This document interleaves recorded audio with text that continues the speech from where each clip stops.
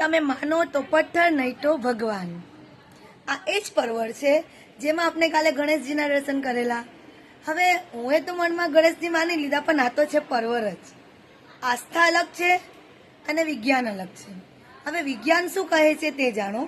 તો અમારા આજુબાજુ છે ને બધા ગામડેથી આવેલા ને બધેથી અલગ અલગ જગ્યાથી બધા આવેલા. હવે એ લોકોની ખેતીવાડી હોય છે.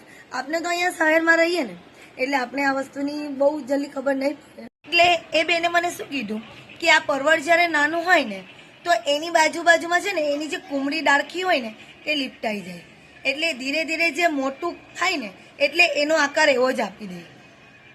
આ જ વસ્તુ છે આનું વિજ્ઞાન. એનો એ જ આકાર આપી દે. આપણે આને ગણેશજી સમજી લીધું કારણ કે એનો આકાર ગણેશજી જેવો છે. આ છે એ વસ્તુ.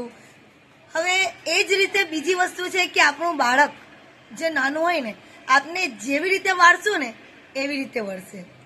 આમાં તમારું શું કહેવું છે મને કોમેન્ટ કરીને જરૂર જણાવજો. તો ગણપતિ બાપ્પા મોરિયા.